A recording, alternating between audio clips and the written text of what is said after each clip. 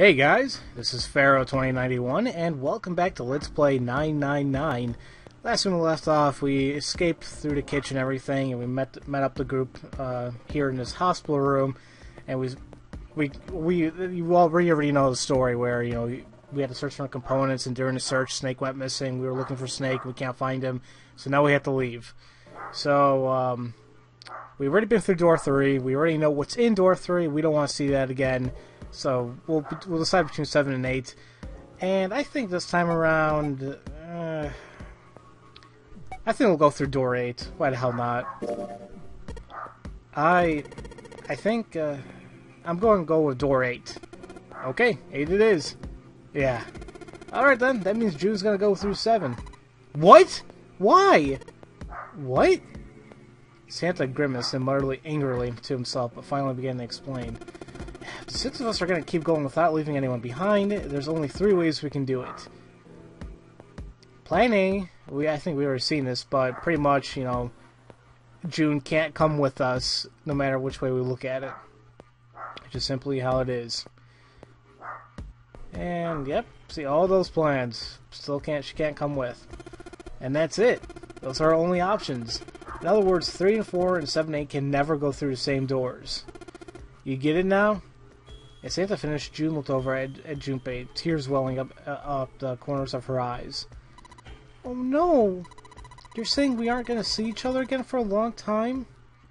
Junpei felt just as June did. He wanted to be with her side, though, through whatever trials they were preparing to face. But he knew if they were to survive, he had to swallow his feelings. In order for 6 of them to move forward, he and June had to be separated. He looked at June. He was scared to lose her, but he swallowed, steeled his resolve, and did his best to smile. Hey, come on, you're gonna make it sound like we're never gonna see each other again. We gotta split up only for a while. This is just like when we went into the 4 and 5 room doors, remember? We got split up then too, but we all met back up. I'll bet 7 and 8 are just like that. You mean they're connected somewhere? Yeah, probably. Probably? She didn't sound very hopeful. It was 7 that interjected. I'm sure they're going to connect somewhere. Why? What makes you think so? If they don't connect, neither team can get through door 9. In other words, the game would end right here.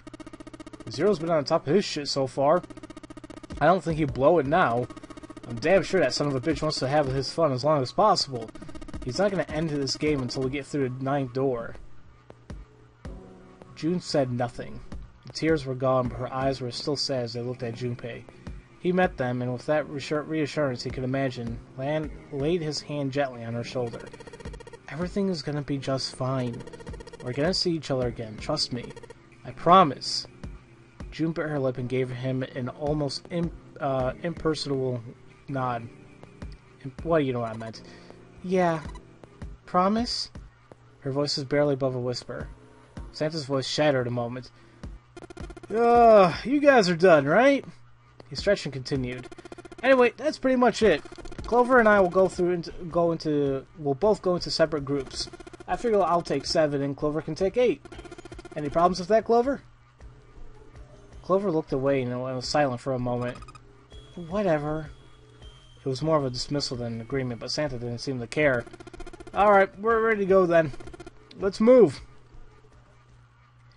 At Santa's command, the group split and headed for their respective doors.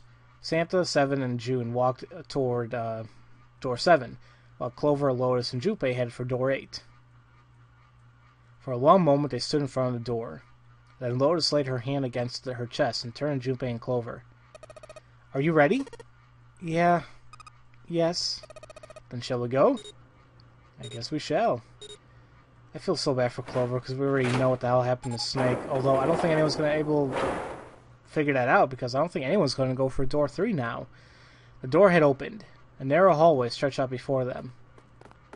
Lois and Clover leapt through the door. The moment they did, their bracelets beeped.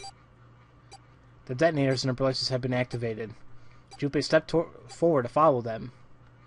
But as he was about to step over the threshold, he stopped. He looked to his left, toward door 7. June stood there, a mirror image of Junpei. She turned and looked toward him. Their eyes met. They nodded. Their farewell took almost 1.5 seconds. Then someone took hold of Junpei's arms and hauled him bodily through the door. He heard the sound of the numbered door slam shut behind him. His bracelet gave a cold electronic beep. 81 seconds left! Hurry! Lotus snapped at him and ran to the dead. Junpei and Clover followed her as fast as they could. At least they found her very easily anyway. So, nothing to really worry about. Good. Good. Phew! It stopped. With a shaking hand, she wiped a few beads of sweat from her forehead. Clover, however, was calm. Aloof, perhaps. Pointless, she muttered to herself without emotion and began to walk down the hallway, leaving behind a confused Junpei and Lotus. Lotus watched the girls receding back with a mix of frustration and curiosity. What an unpleasant girl. I bet she's not very popular with the boys. Her sarcasm seemed a little more biting than was, perhaps, necessary, but she sighed and started over after the younger girl. After taking a moment to catch his breath, Junpei followed. And where are we? The hallway made a number of turns before it at last come to a dead end. Set into the wall on the left side was a large iron door. For a few minutes they stood in front of the door, examining it. Oh, look, it's a laboratory! Above the door is a plate of word laboratory engraved on it. Where's Dexter when you need him? I missed that show. Well, actually, not the Dexter, the serial killer one, I mean the cartoon. I've yet to watch the Showtime one. A laboratory, huh? That doesn't sound very pleasant.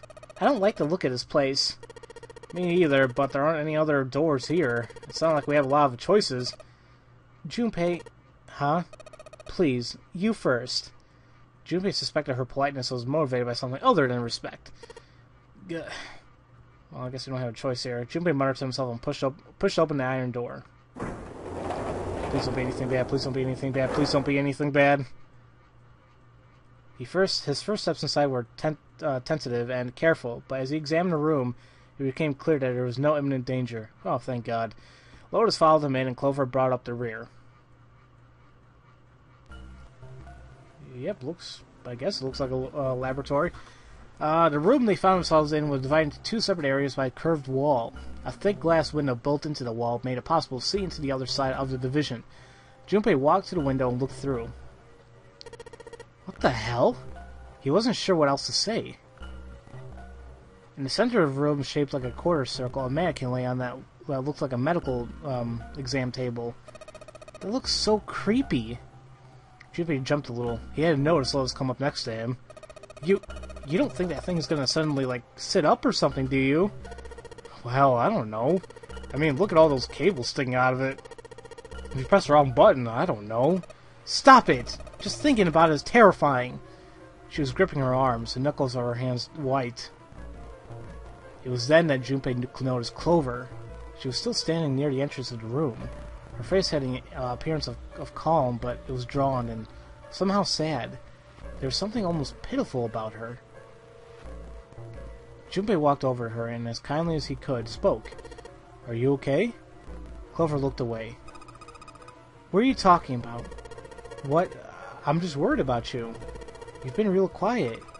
What, I can't be quiet if I want to? Well, I mean, of course you can, I just... Okay then, if I can be quiet if I want, just leave me alone, okay? Oh, come on, you know I can't do that. We gotta work together. Clover bit her lip and was silent for a moment, and suddenly, Junpei, you just don't get it! Her cry took Junpei by surprise, and he stumbled backward a few steps, alarmed. My brother's not the kind of person who just leaves me behind! Something happened to him. Something bad. Yeah, he blew up, apparently. Oh gosh, no, I should be more respectful for that. Junpei had nothing to say. Lotus, jolted from her mannequin nightmares by Clover's voice, turned towards them. What happened? Clover's eyes slid to Lotus and back to Junpei. Look, just don't bother me, okay? Leave me alone. Finished, she turned around. Before Junpei or Lotus could say anything, Clover had begun to walk quickly away. Hey, wait, Clover! Hold on! He might as well have been talking to a wall, for all the notice she took of his cries. Not even slowing down, she made for a doorway cut in the wall in front of her. Without even slowing down, she passed through the doorway. Oh crap! Oh! Crap. And without warning, an iron gate fell from the ceiling like a portcullis, whatever, whatever, ceiling Clover in. What the heck? What's going on here? Clover grabbed hold of the iron bars and shook them as hard as she could. Hang on! I'll get it open! Junpei grabbed the bars and pulled. In a moment, Lotus joined him. The three of them pulled as hard as they could, but... Nothing. Damn it! It's not moving. Wait! Are you just gonna give up just like that? No, I'm not giving up. There's gotta be another one of Zero's puzzles. If it is, then there's gotta be a way to open it. Junpei nodded. Just what was I thinking? Now we all gotta do is find it. Just what I was thinking. Just whatever. Lotus and I can look around here. Clover, you're gonna have to see if you can find anything in there. Oh, yes, I'm on it. Okay. This might be... Who knows if it's going to be tricky or not, but... Let's just get started then, shall we? We got a couple minutes left anyway. So... It's kind of a large area, but the large curved area, I mean, we can't really do anything about it just yet, but I'm sure once we do, we can actually get in there and do something. So let's start clicking around. Junpei, do something, please! I am. I'm clicking stuff. Quick, figure out how I'm gonna get out of here. Why don't you do something? Can I not click anything else? I don't think I can click anything else here. Okay, well, let's click around. A window made of really thick glass. I don't even think a bullet could break it. Nothing else? Oh, crap. Okay, let's see what we have here. Alright, what is this? Hey, Clover! There's a door over here, too! Wait! I'll be right there! I can hear her over there. Is this door gonna... Damn it! I can't open it! Clover! What about your side? It won't work! I can't even move the knob! Shoot. There's gotta be a way I can get rid of that. This looks like a control for an electronic door lock. There's a red light on the display. That means it's locked. I wonder if I can get that lock to turn green, and maybe we can get Clover back. Maybe. Is this where we came from? This looks like the control for some kind of electric lock. The red light is on. Then it's gotta be locked. There's a green light just below it. Although that one's not lit. I bet it'll turn off once we unlock it. Or turn on once we unlock it, right? Yes, but how are we gonna unlock it? There's no keyhole, no card reader, and no keyboard for putting in a password? I have no idea. Is it like a sound thing, maybe? Like in door 5? It looks like this door is the exit. The door on the right just goes to the laboratory. Nope, this door isn't going to go anywhere. No dice. It won't open. I mean, that's about as much as I expected. I don't think Zero would just let us out of your room that easily. Yeah. Crap, okay. Well, we got these 2 rooms to work with, so let's see what we can find here. There's a lot of stuff here. I don't know how we can use any of these. Well, I can say for sure that I do know how to use at least one of these things. And which one? The one on top. I think it's a power cable. A power cable, huh? I'll take that. And sure enough, it's a 3-pronged power cable. It looks... to be honest, it kind of looks like the power cable for the PS3. The big one, in my... Well, I think the... No, I think, yeah, the fat PS3s kind of... Did they have these power cables? Ah, whatever, I don't care. This is definitely a power cable. Do you remember if we ran into anything that didn't have power? No, not yet. So, we'll just... Anything else here? A stand for various pieces of equipment. Some of them might be useful. Okay, but we don't have anything. I guess we can't grab anything else. Okay, whatever. Clock! Why not? The hands of the clock have stopped moving. The clock may stop, but time goes on. No time to screw around. We need to figure out a way out of here. Okay, I guess that had nothing to do with it. Piping? I wonder what this cable's connected to. Okay, one side of this thing is in the room with us. The other side extends into the laboratory where Clover is. In other words, the console in front of us is connected to the device in the laboratory. Okay. It makes me think this thing's probably not on power. Ooh, God, what the hell's going on here? I think this thing's supposed to power that machine in the other room. Well, it doesn't appear to be doing that. I wonder how we're supposed to turn it on. You tell me. Press buttons. This is a really old type of keyboard. Hell yeah, that's like, I remember my keyboard looking at that when we got our first computer back in '95. God, good old days. What is this? It's a keyhole. This looks like a keyhole for the activation key. A keyhole for the key? Oh, whatever. I don't think we can do anything else.